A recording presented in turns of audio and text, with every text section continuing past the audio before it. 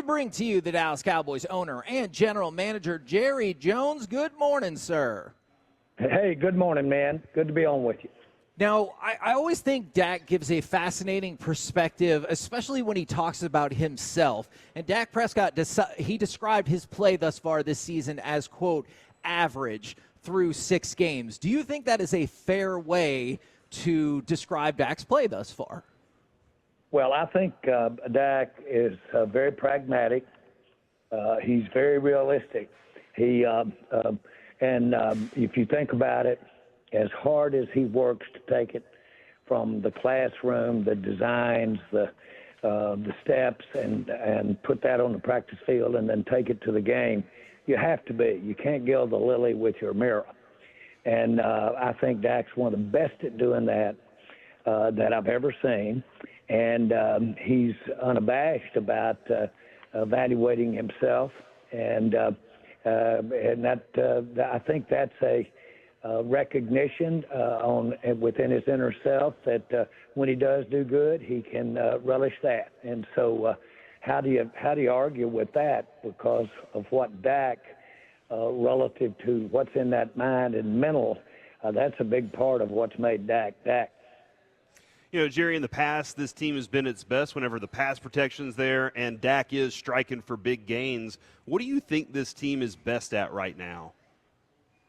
Well, I think that I'll be very candid with you. Every aspect needs improvement from where I thought I would be, we would be. I know where the players and the coaches think they would be.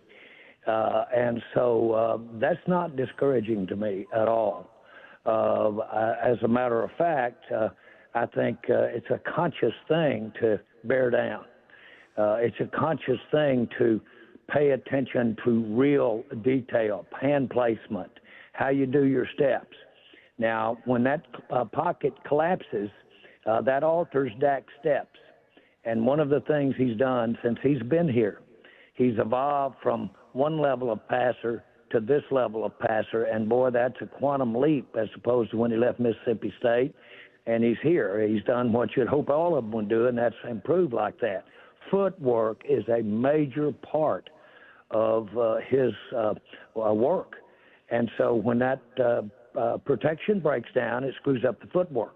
Mm-hmm. And so this stuff is one thing about it. I sometimes think we look over the technical aspect. Even I talk about more of what's inside, the desire to want to, that type thing. Well, really, I think sometimes most of what I'm talking about is your willingness to work on the little things. And the little things, little technique, little steps. And great players that we've had do that. You know, Jerry, players, they do develop at different speeds throughout their careers. Some are plug-and-play types, and some may take a full year or two to kind of become what they are as a player. What kind of things do you think we should be looking for in some of these younger players' progression this season? Well, to expand your question and your point, he didn't tell me this, but his close-in people said that Tom Landry said don't ever judge an interior lineman until after they've done it 3 years, been in the league 3 years. Says don't ever judge them. You'll make a mistake letting one out from under you. And so that just gives you an idea of the room to get better.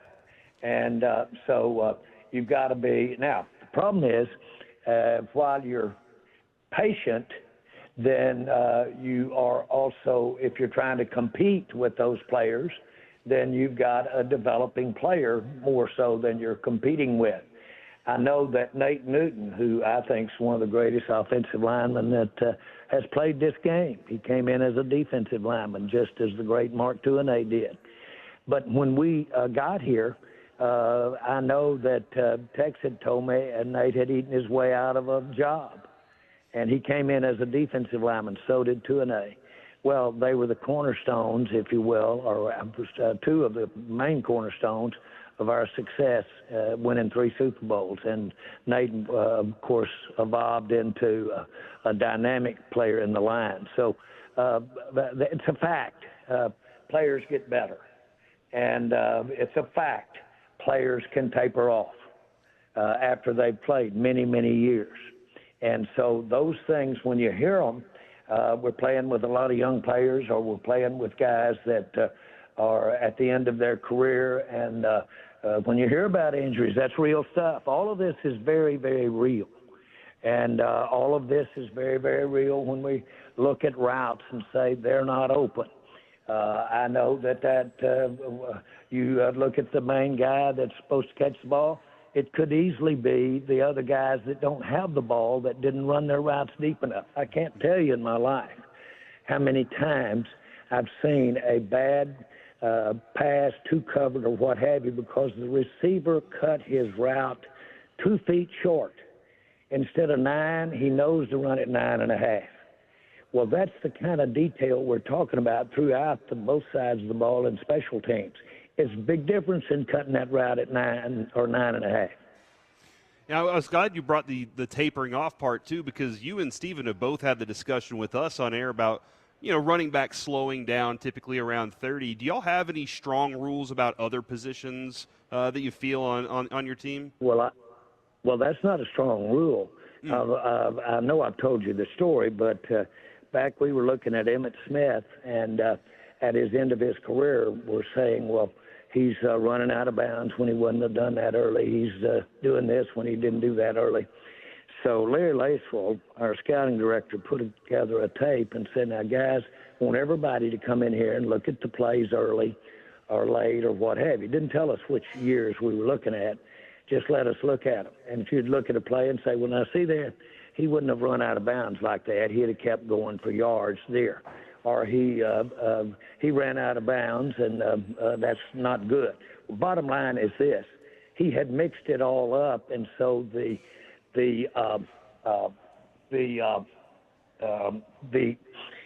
routes that you might have, or not the run that you might have been looking at, were a later run or the run that was earlier. And let me get this out of my mouth. But the bottom line is that I don't know that the naked eye can really say he's lost a step. You say, well, production can say he's lost a step. Well, I'll say this again. Some backs have the benefit of a certain scheme in blocking. Some backs don't. Emmett be the first to tell you he had the benefit of a great blocking, and also the fact that Aikman was so accurate that the linebackers would play back. The defense played back more, giving the offensive line a better chance to have room before first contact. Talk with Jerry Jones right here on 105.3 The Fan. You mentioned both the running back and the quarterback. For San Francisco, Jordan Mason, their running back, second in the league in carries, second in yards, and their quarterback, Brock Purdy, can also run the ball. How concerning is that going up against y'all's defense that obviously has struggled stopping the run this year? Well, Brock Purdy, I think he was at Iowa. I think it's Iowa. Could be Iowa State. Iowa State. But the point I'm making is he looked Mahomes-ish. If you look at him in college, he did things like Mahomes. He did shuttle stuff, and he did that. And he wore Oklahoma out. I know Barry Switzer called me and told me, said, there's a kid up there at at Iowa State that has something different. And so the bottom line is that he does have the ability to make things happen, create unique ability. Is there a way to shut him down? I guess so. There have been several teams that have been successful against him. As to mentioning the running back, so often we see in the NFL names that haven't been really dwelled upon, whether they be young or whether they be a veteran player that's just had a year when he stayed healthy. But at the running back position, if the line is blocking, if the passing scheme is helping create running lanes, if the field position is good, then running backs can have great days and look good doing it. You let those three things just mentioned break down, and the running back's not going to look good. Now, I realize this question could be the same for every other team in the league, but when you mentioned Purdy had that some Mahomish look to him, and Barry Switzer was telling you what qualities he had, why not take a flyer on the kid? He didn't go until the very last pick of that draft in 22. Very last pick in the draft, and chalk that up for one that not for me. You know, I had Jason Garrett's daddy stand up in the back of the draft room, and emotionally, like Billy Graham, almost say, I've been grading players all my life, and Randy Moss is the greatest receiver I've ever seen. Take him. And Randy thought he was going to be taken here and wanted to be taken here. I didn't take him. Okay? And he went over to Minnesota. First time he showed up here, I think he scored 3 50-yard or more touchdowns against us, and kind of waved his finger at us as he went by. He really wanted to be with the Dallas Cowboys at the time of the draft. I remember when he came in shorts or kind of cutoffs. And we went down and got him some long pants and a shirt and sports to wear for his 2-day visit. But bottom line is, we don't need to get started. We don't have enough time on 5 programs to go over all the misses here. Did Randy ever forgive you for that? Have y'all made nice since then? Oh, I'm nice. I've never forgiven myself. Now, all right. You know, when a guy that you respect as much as I respected Jason Garrett's daddy, and been in this league as long as he has, and is epitome of preparation, when he stands up and says it's the greatest one he's ever seen, you ought to listen to that. I didn't. San Francisco, Jerry, they've been hanging their hat for years now on being fast and hitting hard. Do you expect anything less for this game on Sunday? Absolutely not. How could we not have the respect that you should have because of the games that we've played against them, our own experience against them? But they've got great coaching. They've got, in my mind, they've got an outstanding organization. And believe you me, they've got some depth. And so, as we said, we can't make that excuse of attrition called injury, because every club, they're a poster child of it, has injuries during the season. So I don't even really think about that aspect of it. You know, somebody brought up the San Francisco. Sometimes teams get spooked by the other team. They feel like they can't get over that hump. How do you mentally get over that kind of a challenge whenever you've taken that kind of effort against them every time? Listen, I think since I bought the Cowboys, I've had it put on us by the Arizona Cardinals. I've had it put on us by probably every team in this league. And so the idea of what happened last year or what happened the year before, it's a new dial-up every year for just mentality. Now, obviously, sometimes they've got more of the same players that were with it.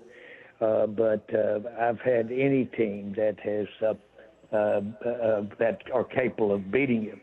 I'll never forget one of the longtime coaches on Coach Landry's staff came up to me, and I was in the dressing room after one of our first or second games. My head was down between my legs, and I was so sick we got beat and looked so bad doing it.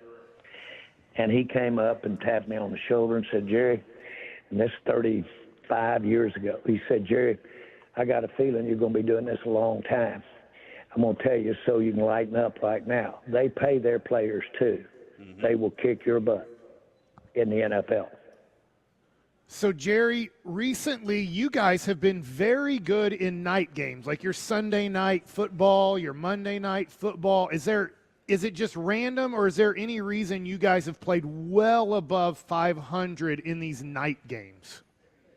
No, I can't think of any reason, and if that's the proper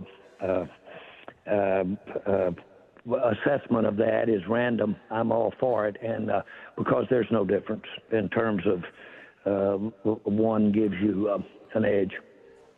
I know we've talked about this in the past, but you know, ESPN put out the article about the tours with Schultz, Kurse, Armstrong, Fowler, and then even CeeDee Lamb was asked about the tours at the Star, if they're a distraction, and he said sometimes. Does that give you pause at all, or not really? Not in the very least, and I'm not trying to be cute here. When that writer was interviewing me to write that article, I really told her, I said, I'm so happy you're writing this article because it will increase our tours significantly. More people will come to the tour. And so please write the article, and I want you to really go into it in depth. And when you do, I want to point out to you that since we have expanded or elaborated the tours, since we moved from Valley Ranch to the Star, that we've gone from the 6th winningest team in the NFL to the 4th winningest team in the NFL. But I want you to know that while we had all of those tours before we moved to the Star and had people in and out there and had what you would call disruptions, you know, we were the first team to ever allow cameras, ESPN, in the draft room. And I've always been such a significant pusher for more fan accessibility, more fan visibility. Our players have helmets on, unlike some sports. And so it's great for the fans to get in and see all these nuances. When we basically during the off season, when the league does those shows, I always have the Cowboys up there front and center if you can, because that leads to interest. I put the Cowboys in every house organ. I put it in every tablet. I put it in every magazine I can, because I don't know that I'll make them fans, but when they do look at it, hit the television, they usually have a little more interest in the Dallas Cowboys. That's actually foolish to think that some kind of tours would impact the players. Now, I like what Micah Parsons says. I like what Dak Prescott says. I like what Ferguson says. Now, those guys, we all recognize them and realize they're competitors. And they laugh at the idea that some kind of tour, something going on, would impact their play.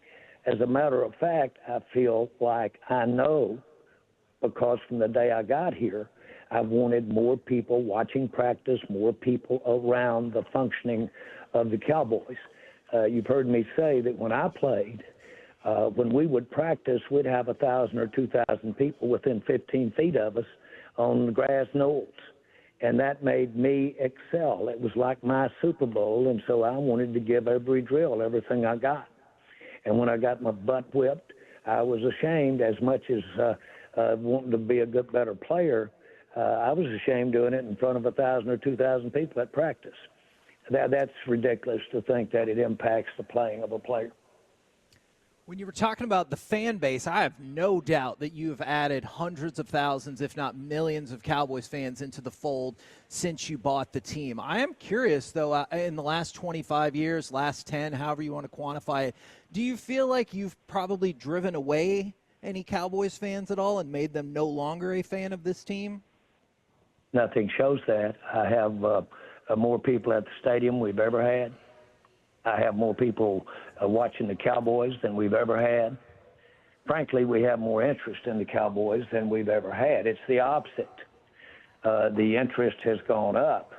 Now, I really know the interest would really spike if we should get in the championship game and we should be in the Super Bowl. The Cowboys men are like a room full of lighter fluid. And if you had about 2 inches deep in a room full of lighter fluid, what the going deep in the playoffs or the Super Bowl would be like throwing a match in there. We really have seen nothing like, in my view, that you would have if we got up there and competed at that level. Now, again, I want to remind you that we're the 6th winningest team, maybe the 5th winningest team in the NFL. Over the last 15 years, over the last 20 years, I'm not even including Super Bowl years in there at all. But we are. What does that mean? Doesn't mean a thing to most of us, because we want to win the Super Bowl. We've had 2 or 3 shots that we might have had a shot at it. And then we would have, rather than 5 Super Bowls, we would have had 7 or 8 Super Bowls. You got to get started. I want to stay around the rim. I want to qualify for the playoffs. I want to get in the playoffs, and I want to add to that 5 Super Bowls. That's the reality of it, and so I understand disappointment about this year. And I understand that I heard last year that, well, they won big, they had great offense, they did all that during the year, but then they let us down in the Super Bowl. Let us down in the playoffs. They're the big team that disappoints. There's no real way to have a satisfaction when you've got to stop playing and somebody else is going to go get the trophy, like the Super Bowl trophy.